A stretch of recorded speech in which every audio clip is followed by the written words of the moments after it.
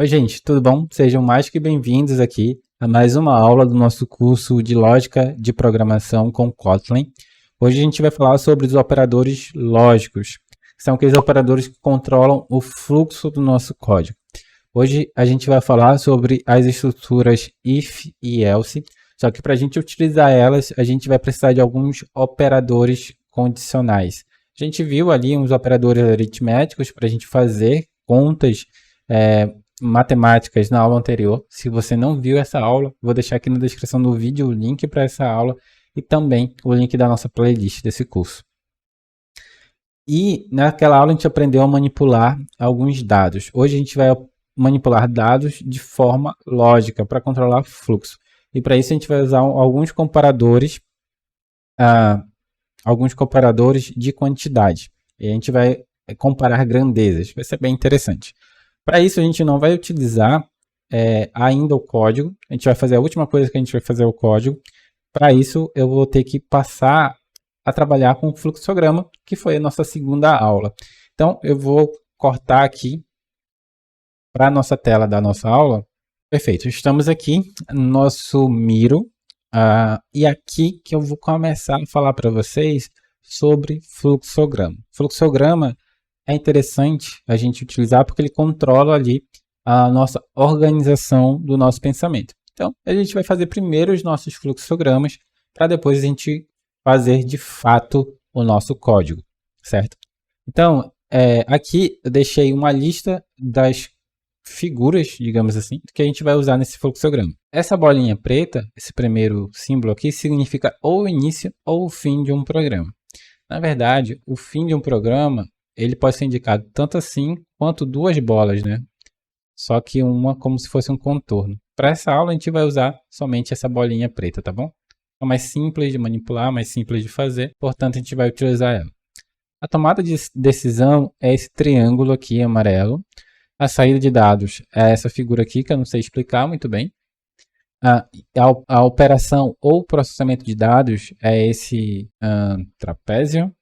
E a entrada de dados é esse meio que quadrado torto aqui, com uma diagonal. Eu também sou muito ruim em geometria, então é essa figurinha aqui que a gente vai utilizar para a entrada de dados. E no código a gente vai entender como que isso se encaixa perfeitamente, tá bom?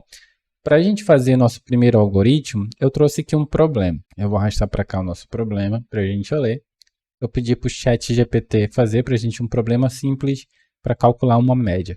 Então, o nosso problema aqui, ele é o seguinte. Eu vou dar um zoom aqui para a gente ler todo mundo junto. O problema é o seguinte. Escreva um programa que permita que um professor colete as 3 notas de um aluno na disciplina de História. Então, e calcular a média aritmética dessas notas. Então, a gente vai coletar essas notas e calcular a média. Em seguida, o programa deve imprimir na tela se o aluno está aprovado ou não, se ele está reprovado, né? Considerando a seguinte regra. Se, e aqui eu vou marcar bem em destaque aqui, se a média for maior ou igual a 7, o aluno está aprovado. Caso contrário, o aluno está reprovado. Aqui a gente tem um exemplo do programa. A gente vai pedir a primeira nota, a segunda nota e a terceira nota. Aqui ele mostra qual é a média e aqui ele exibe a mensagem se o aluno está aprovado ou não. É um programa simples de fazer. Então, a gente vai começar a escrever o nosso fluxograma a partir dessas instruções. Eu vou tentar desenhar aqui para vocês, para tentar traduzir o meu pensamento nesse fluxograma. Pronto, vamos lá. Vamos começar aqui para o início do nosso programa. Perfeito. O início não tem muito o que fazer, é quando a gente starta o nosso programa. E a primeira coisa que a gente tem que fazer é coletar as 3 notas de um aluno. Não dá para a gente coletar de bate-pronto as 3 notas de um aluno ali no computador. O que dá para fazer é perguntar nota a nota e salvar esses dados. Então, se a gente vai coletar, é uma entrada de dados, em que o usuário vai informar a nota do aluno. Então, a gente vai ligar aqui, e aqui a gente vai coletar a primeira nota do aluno. Então, a gente vai coletar a primeira nota. A segunda coisa que a gente pode se perguntar, e eu troquei aqui rapidão, eu vou dar um zoom para a gente se aproximar mais. Então, perfeito. Então, a gente vai coletar a primeira nota do aluno aqui. Quando a gente fala de nota, é interessante a gente notar aqui que é um ponto flutuante, não é uma nota inteira. Então, eu vou deixar uma nota aqui para dizer o seguinte, o tipo de dados de nota são double ou float, só para a gente não se perder.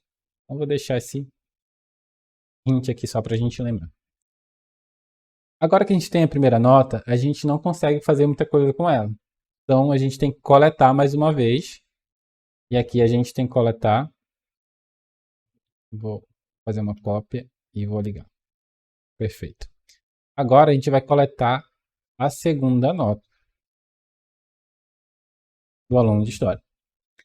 Já dá para tirar a média? Ainda não dá para tirar a média. Então a gente vai coletar a terceira nota do aluno. Então aqui a gente vai coletar a terceira nota do aluno. Agora que a gente coletou as três notas, a gente tem que fazer um cálculo matemático, né? Calcular a média do aluno. Então a gente vai calcular essa média. Em seguida, calcular a média aritmética dessas notas. Então a gente vai colocar aqui um processamento de dados, que a gente vai pegar essas três notas e calcular. Então aqui a gente vai calcular a média das três notas do aluno. Aí a gente se pergunta, como a gente calcula a média das três notas? E aqui a gente vai, eu vou fazer aqui na mão mesmo, a gente tem que saber quais nomes a gente vai dar para essas notas. Quando eu digo qual nome, eu estou dizendo, pô, eu vou ter que criar uma variável para salvar essas notas. Então, já penso logo no nome dessas variáveis. Eu vou chamar de N1, aqui eu vou chamar de N2, e aqui eu vou chamar de N3. Então, cada nota tem agora um nome. Perfeito. Como que eu vou calcular a média das notas? A média ela tem uma fórmula simples, né? Seria N1 mais N2 mais N3 dividido por 3. Então, a gente tem essa fórmula para calcular a média. Se fossem 4 notas, se fossem 5 notas, se fossem 6 notas, essa fórmula ia mudar? Ia. Então, a fórmula mais genérica para isso, eu vou trocar a cor aqui só para a gente expandir, seria o seguinte, seria notas,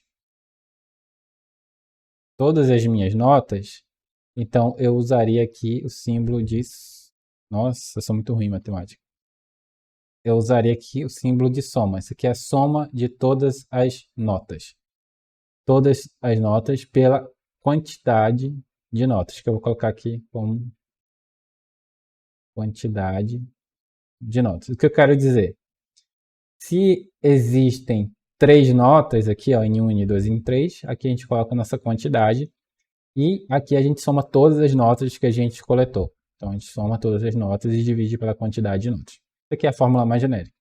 O nosso problema é o seguinte, pegar N1, N2, N3 e dividir para 3. Isso aqui é que a gente vai fazer, tá bom?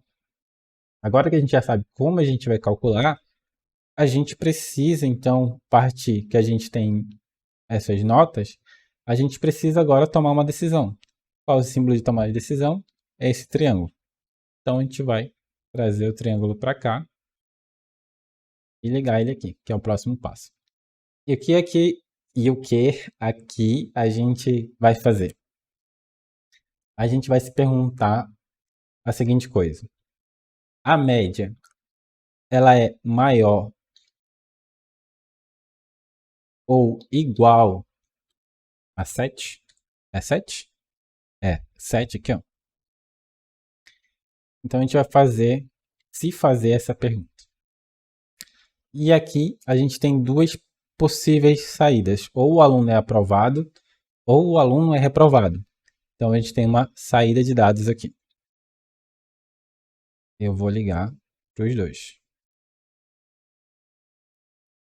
Então, eu vou deixar as duas saídas e vou ligar aqui. Isso, agora sim. Então, tá aqui. Eu tenho duas possíveis saídas.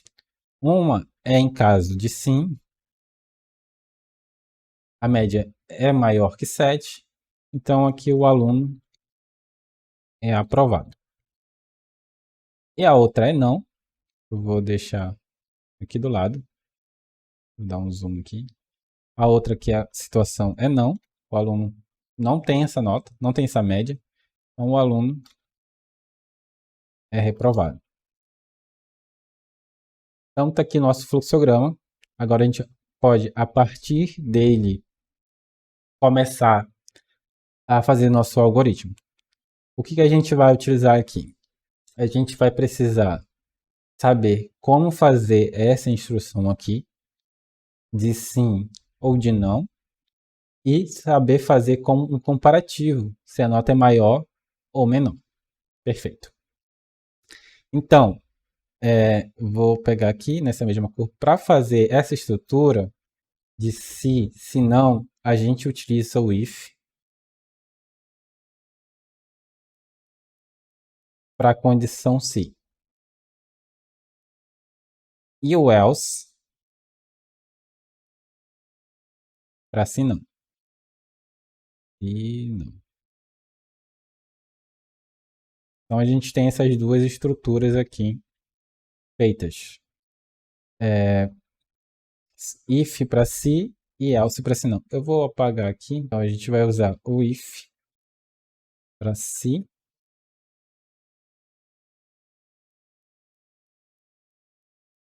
e o else para se não. A gente vai utilizar esses dois operadores. Eu vou aumentar nossa fonte aqui.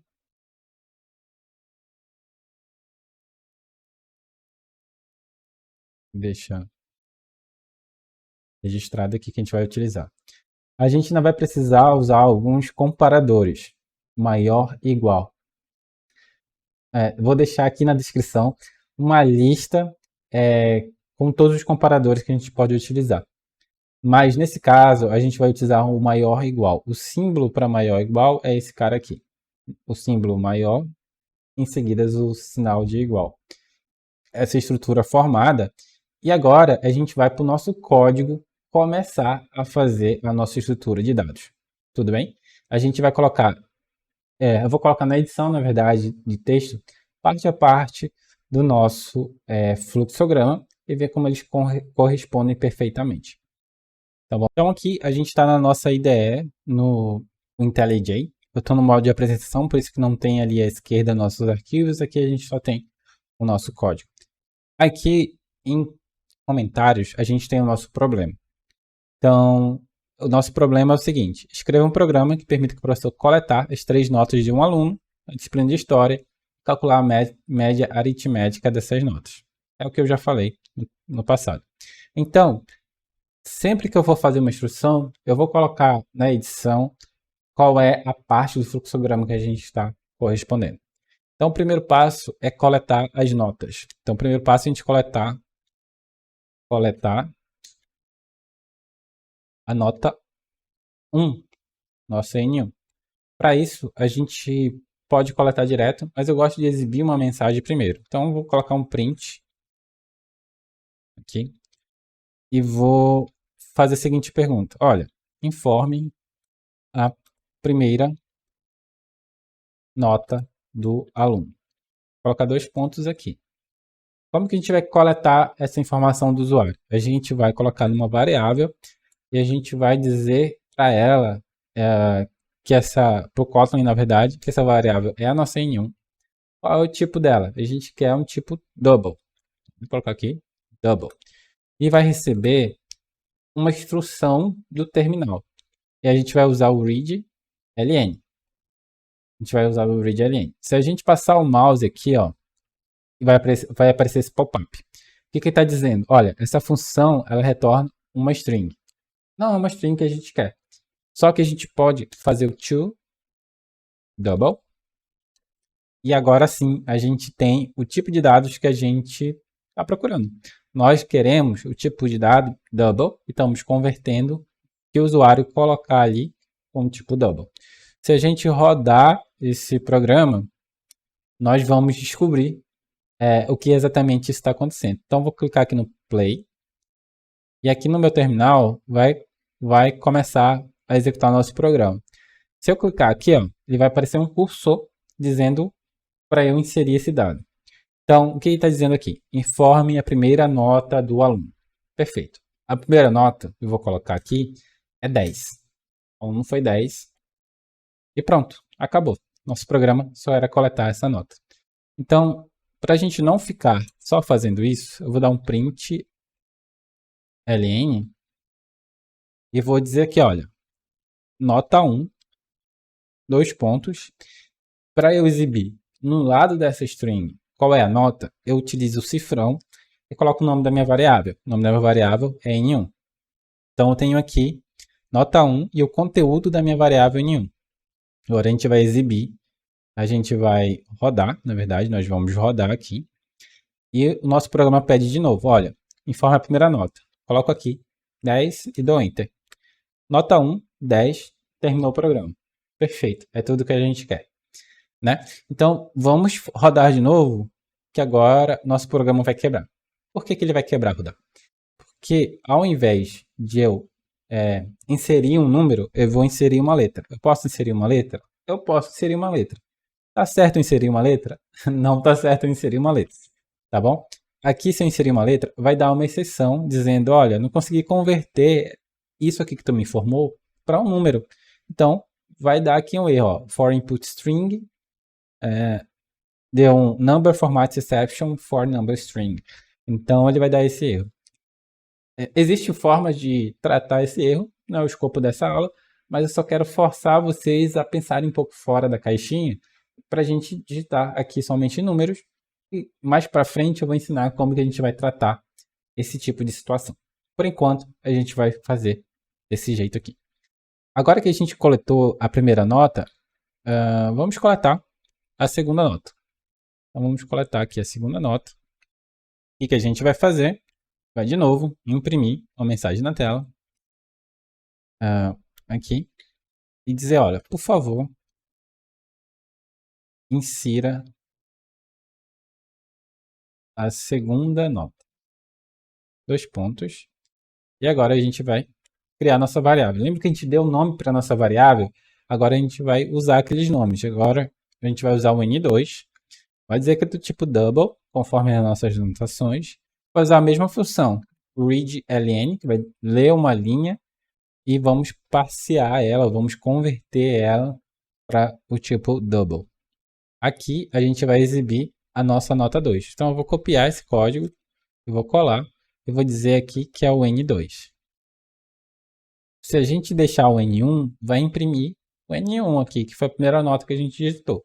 Se a gente imprimir N2, vai imprimir a nota que a gente quer exibir, realmente de fato, que é N2. E por último, vamos copiar tudo isso aqui e vamos coletar o N3.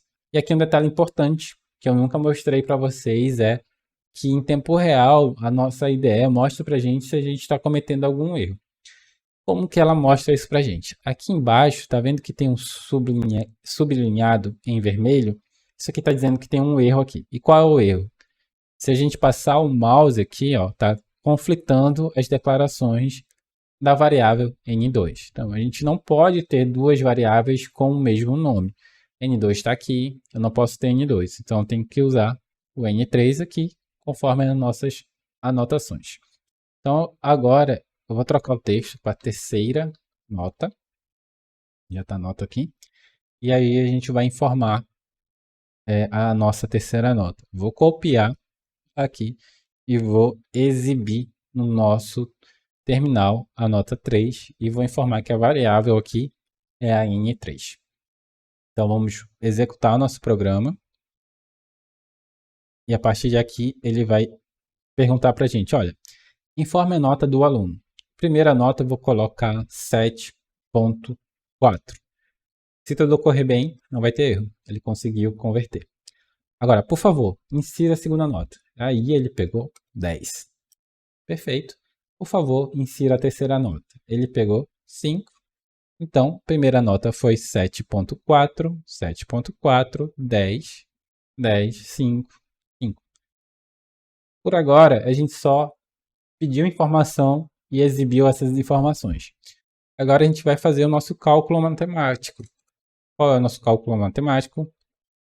Calcular a média. A média aritmética das três notas. Lembra que eu falei qual era a fórmula da média aritmética? Agora a gente vai colocar. Vou declarar aqui uma variável e aqui eu vou colocar val, que era para ser val mesmo, até mesmo das outras notas aqui. A gente poderia converter todas elas para val. E aqui vai uma dica, ó. A gente pode usar a lâmpada aqui, ó, para converter essas variáveis do tipo val. Ah, Rudá, por que é o tipo val? Porque a gente não vai manipular depois disso o conteúdo que a nota foi inserida. Então, a gente vai mudar para val. Muito menos a gente vai mudar o conteúdo da média. Então, eu posso colocar aqui média. Qual é o tipo de dados dela? É double. E qual é a operação que eu vou fazer? Eu vou pegar N1 mais N2 mais N3. E aqui eu tenho uma soma das minhas notas. Vou colocar entre parênteses para dar prioridades. E agora eu vou dividir para 3. Por quê? Porque tem 3 notas. Então, aqui eu vou imprimir a média do aluno vou colocar 2 pontos, vou colocar o cifrão e vou informar qual é a variável, média. Então, aqui a gente já está informando para o programa qual é a média. Eu vou rodar de novo o nosso programa. Ele vai pedir a nossa nota 1, eu vou dar 7, a nota 2, 5, a nota 3, 2. E aqui ele vai dar a média do aluno é 4.6666 e tantos 6 assim. Então aqui ele conseguiu calcular a média. Eu vou rodar de novo para um número que eu possa ter mais confiança. Eu vou colocar aqui 10, 10 e 10. A média tem que ser 10. Então pronto. 30 dividido por 3 é igual a 10. Então nosso programa está executando certinho. Agora falta a última parte, que é o aluno foi aprovado. E aí, o aluno foi aprovado? E aqui a gente começa a utilizar nossos operadores. Qual operador que a gente vai utilizar agora? A gente está na parte do triângulo ali do nosso fluxo, então a gente vai utilizar o if. O if a gente vai ler da seguinte forma: se, então, o if é igual a se, e aqui a gente tem que colocar uma condição. Então eu tenho aqui if, e aqui eu tenho uma condição. E o que é uma condição? Eu tenho que colocar uma condição da seguinte forma: eu tenho que colocar um cálculo matemático e saber se essa condição ela é verdadeira, ela é verdadeira ou falsa. Uma condição implica um resultado verdadeiro ou falso, sempre vai ser isso. E como que a gente configura uma condição? A gente vai utilizar aqui operadores. E quais são os operadores que a gente tem disponíveis? A gente tem disponível o operador de comparação, operadores de comparação. Vou colocar aqui. Que eu já mostrei para vocês. O maior, a gente tem o menor, a gente tem também o igual, são dois símbolos de igualdade, o diferente. E aí a gente tem as combinações maior igual, a gente tem aqui maior igual. E nós temos também aqui o menor igual. Então a gente tem esses operadores combinados. E a gente tem aqui o diferente. Então vamos colocar aqui uma condição. A primeira condição é o seguinte: a minha média ela tem que ser o quê? Maior. Então, eu uso o símbolo de maior aqui. Ou igual. Então, é maior ou igual. A quanto? A 7. Aqui eu abro umas chaves e tudo que eu colocar dentro dessas chaves corresponde a essa condição. Então, eu vou colocar aqui a minha condição. O aluno foi aprovado. Beleza. E se não, e aqui eu vou colocar aqui, se não, e se não for, ele simplesmente vai continuar executando aqui. Mas se a gente quiser expressar essa negação, a gente pode colocar aqui uma outra estrutura que é o else. O else é o se não. O else também tem a mesma característica. A gente tem que colocar aqui a nossa condição, certo?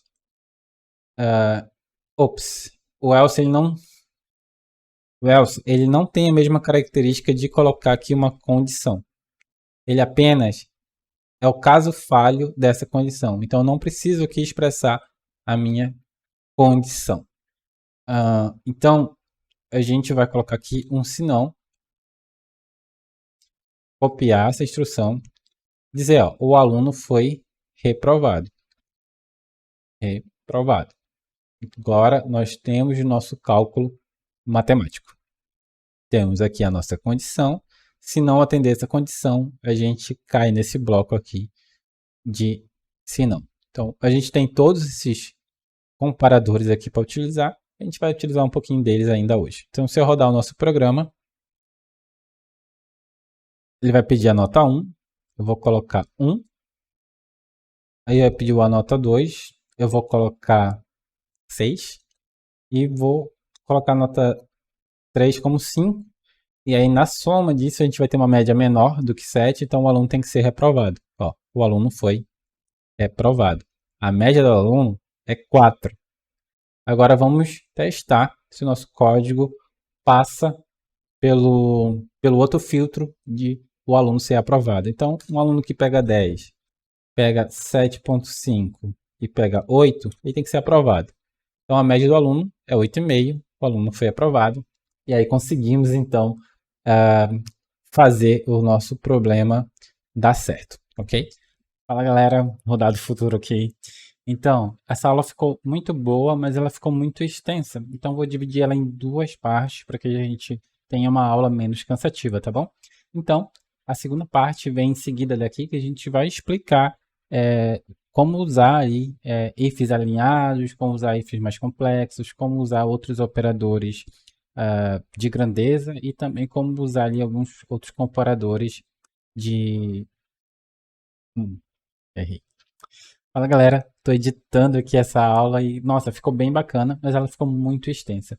Então, eu vou dividir essa aula em duas partes. A primeira, a gente vai concluir aqui o nosso objetivo do algoritmo, que é mostrar a média aritmética do aluno. E a segunda parte, a gente vai fazer if mais alinhados, mostrar outros tipos de comparadores e também usar um pouco mais da estrutura dos comparadores lógicos que a gente tem aqui à nossa disposição no Kotlin. É isso, conto com vocês. Até a próxima aula. Valeu!